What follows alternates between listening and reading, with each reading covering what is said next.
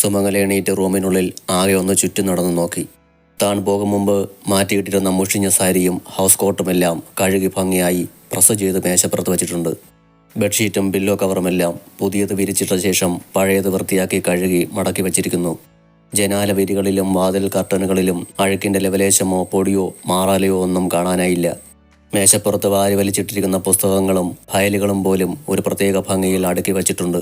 ഓരോ ദിവസവും തറ തുടച്ച് വൃത്തിയാക്കാറുണ്ടായിരുന്നെന്ന് ഫ്ലോറിൻ്റെ തിളക്കം ഓർമ്മിപ്പിക്കുന്നു. ചുരുക്കി പറഞ്ഞാൽ താൻ ഇവിടെ ഉള്ളപ്പോൾ പോലും തൻ്റെ റൂം ഇത്രയും അടുക്കിലും ചിട്ടയിലും കണ്ടിട്ടില്ലായിരുന്നെന്ന് സുമംഗല ഓർത്തു.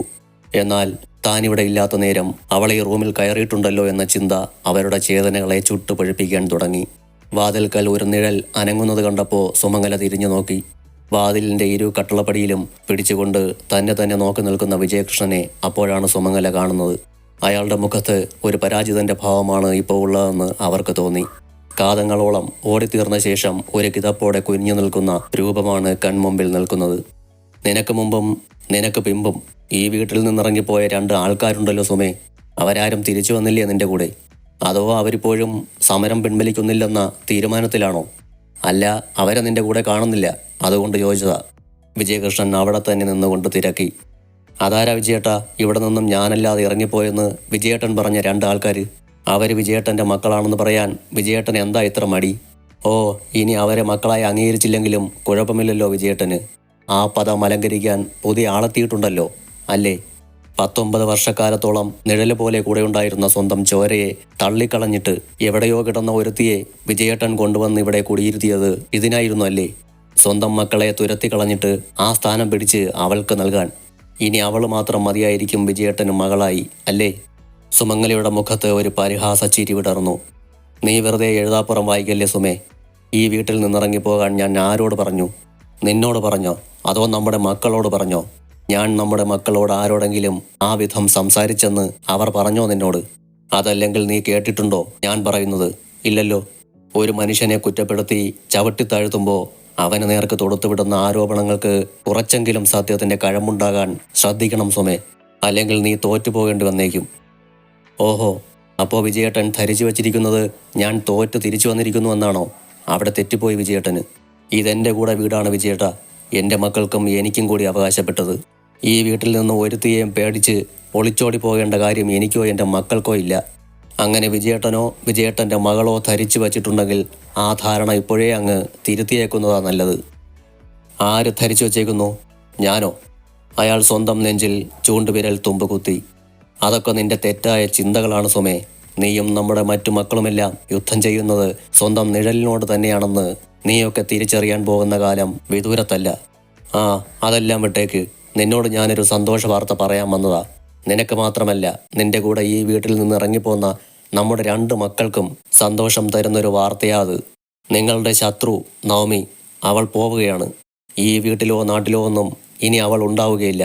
വിളിച്ചു പറഞ്ഞേക്ക് നിന്റെ മക്കളോട് സത്യാഗ്രഹം നിർത്തി മടങ്ങിപ്പോന്നോളാൻ. അവൾക്ക് വേണ്ടിയാണല്ലോ നമ്മുടെ മക്കൾ വീട് വിട്ടു പോയിരിക്കുന്നത്. ഇതിൽ പരം ഒരു സന്തോഷമുണ്ടാകാൻ പോകുന്നില്ലല്ലോ നമ്മുടെ മക്കൾക്ക്. അയാൾ അവരുടെ കണ്ണുകളിലേക്ക് സൂക്ഷിച്ചു നോക്കിക്കൊണ്ട് പറഞ്ഞു. ആര് വീട് വിട്ടുപോയി വിജയേട്ടാ? പ്രവീണയോ അതോ സന്ദീപോ? അവർ ഈ വീട്ടിൽ നിന്നിറങ്ങിപ്പോയിട്ടുണ്ടെങ്കിൽ അതിന് കാരണക്കാരൻ വിജയേട്ടൻ ഒറ്റയൊരാളാ. വിജയേട്ടൻ സ്വന്തം മകളാണെന്ന് പറഞ്ഞ് ഈ വീട്ടിലേക്ക് കൊണ്ടുവന്ന അവളെ പ്രവീണയും സന്ദീപും അംഗീകരിക്കാൻ തയ്യാറല്ലെന്ന് വിജയേട്ടൻ മനസ്സിലാക്കിയതല്ലേ? എന്നിട്ടും അവരെ വെല്ലുവിളിച്ചുകൊണ്ടല്ലേ വിജയേട്ടൻ അവളെ ഈ വീട്ടിൽ താമസിപ്പിച്ചത്? സ്വന്തം മക്കൾ വിജയേട്ടനും അവൾക്കും എതിരാണെന്നറിഞ്ഞപ്പോഴെങ്കിലും വിജയേട്ടൻ അവളെ ഇവിടെ നിന്ന് മാറ്റി താമസിപ്പിക്കാൻ മനസ്സ് വന്നില്ലല്ലോ. വിജയേട്ടൻ്റെ മനസ്സ് മാറില്ലെന്ന് അറിഞ്ഞുകൊണ്ട് തന്നെയാണ് അവർ ഈ വീട് വിട്ടിറങ്ങിപ്പോയത്.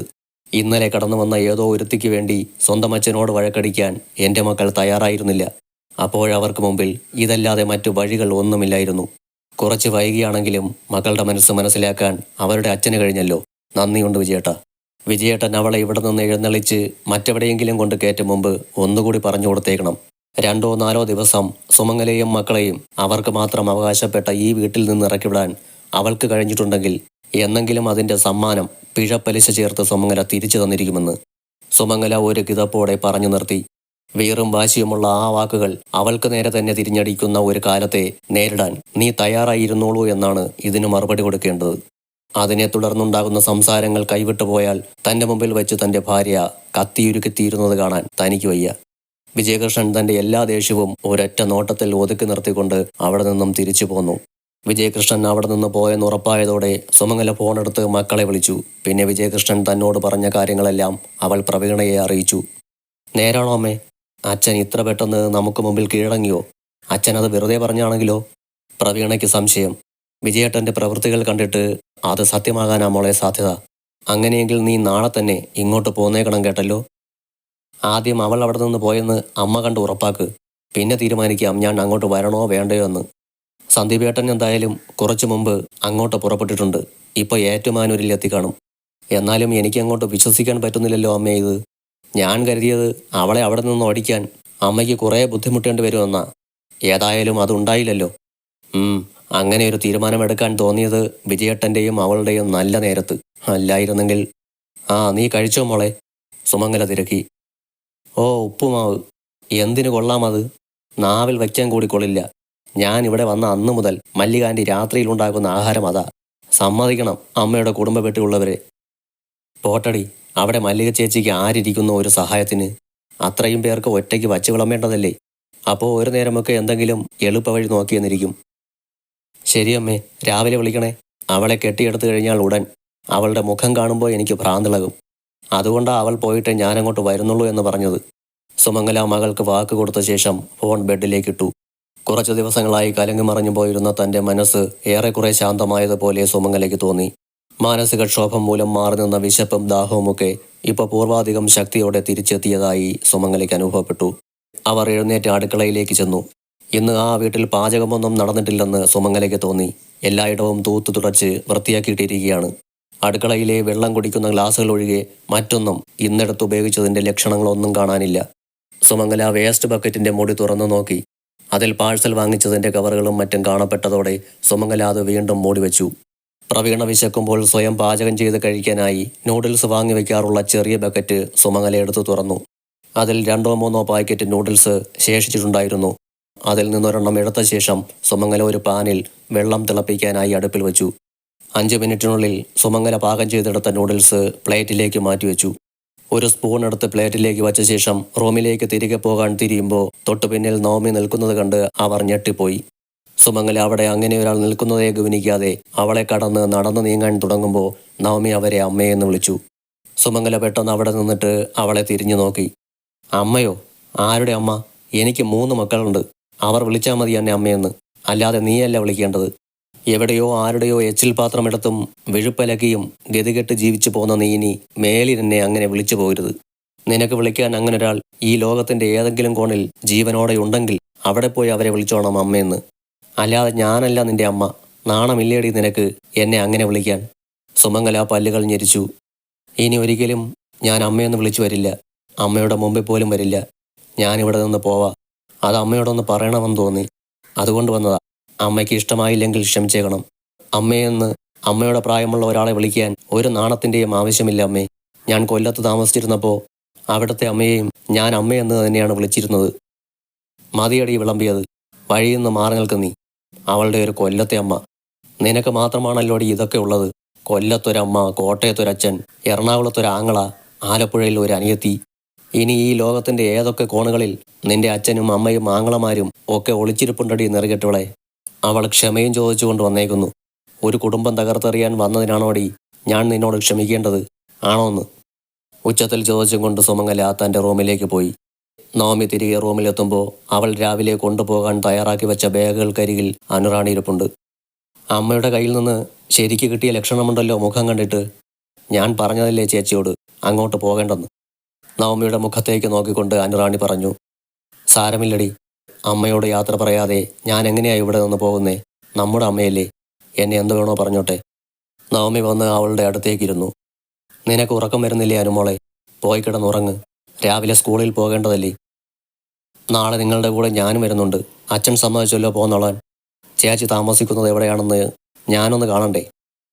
പിന്നെ കാണണ്ടേ? നവമി ചിരിച്ചുകൊണ്ട് അവളുടെ തലയിൽ നെറ്റിമുട്ടിച്ചു. ഞാനിന്നിവിടെ ചേച്ചിയുടെ കൂടെയാണ് കിടക്കുന്നേ. നാളെ പോയി കഴിഞ്ഞാൽ പിന്നെ എന്നാ ചേച്ചി ഒന്ന് കാണാൻ പറ്റുക?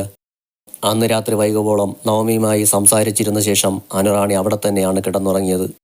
രാവിലെ 7 മണിയായപ്പോഴേക്കും നവമി കുളിയൊക്കെ കഴിഞ്ഞ് യാത്രയ്ക്ക് തയ്യാറായി നിന്നു. ഇത്ര നേരത്തെയോ? 9 മണിക്ക് പോകാമെന്നല്ലേ അച്ഛൻ പറഞ്ഞത്? ചിലപ്പോൾ അച്ഛനും ഇപ്പോൾ റെഡിയായി കാണും. അത് കഴിഞ്ഞ് ആ വഴിക്ക് അച്ഛന് കോടതി പോവാലോ. ഞാൻ താഴെ പോയി നോക്കിയിട്ട് വരട്ടെ. നവമയോട് പറഞ്ഞ ശേഷം അനുറാണി താഴെ വിജയകൃഷ്ണൻ്റെ റൂമിലേക്ക് പോന്നു. അച്ഛൻ്റെ റൂമിൻ്റെ വാതിൽ അടഞ്ഞു കിടക്കുന്നത് കണ്ടപ്പോൾ അച്ഛൻ പുറത്തിരുന്ന് പത്രം നോക്കുകയായിരിക്കുമെന്ന് കരുതി അവൾ സിറ്റ് ഔട്ടിലേക്ക് ചെല്ലാൻ നോക്കുമ്പോൾ മുൻവശത്തെ വാതിൽ തുറന്നിട്ട് കൂടിയില്ല. അവൾ തിരികെ അച്ഛൻ്റെ റൂമിന് പുറത്തുനിന്ന് വാതിലിൽ തട്ടി 2 തവണ അച്ഛ എന്ന് വിളിച്ചു. അകത്തുനിന്നും യാതൊരു പ്രതികരണവും ഉണ്ടാകാതിരുന്നതോടെ അവൾ ഡോറിൻ്റെ ഹാൻഡിലിൽ പിടിച്ച് വാതിൽ അകത്തേക്ക് തുറന്നു. റൂമിനുള്ളിലെ ഇരുട്ടിൽ നിന്ന് വല്ലാത്തൊരു അപശബ്ദം കേട്ടതുപോലെ തോന്നിയപ്പോൾ അനുറാണി അകത്തേക്ക് കയറി മുറിയിലെ ലൈറ്റിട്ടു. പ്രകാശപ്രളയത്തിൽ അകത്ത് കണ്ട കാഴ്ച അവളെ ഞെട്ടിച്ചു കളഞ്ഞു. വിജയകൃഷ്ണൻ ബെഡിൽ നിന്ന് നിലത്ത് വീണ് കിടക്കുകയായിരുന്നു. ഒരു വശം കൊണ്ട് അയാൾ എണീക്കാൻ നോക്കുമ്പോൾ അങ്ങോട്ടും ഇങ്ങോട്ടും നീങ്ങിപ്പോവുകയാണ് ചെയ്യുന്നത്. അയാൾ എന്തോ പറയാനായി വായ തുറക്കുന്നുണ്ടെങ്കിലും ഒരു വശം മാത്രമേ ചലിക്കുന്നുണ്ടായിരുന്നുള്ളൂ. അയാളുടെ ഇടത് കൈ വല്ലാത്ത രീതിയിൽ വളഞ്ഞിരിക്കുന്നത് കണ്ട് അവൾക്ക് ഭീതി തോന്നി. അനുറാണി അവിടെ നിന്ന് അലറി കരഞ്ഞു.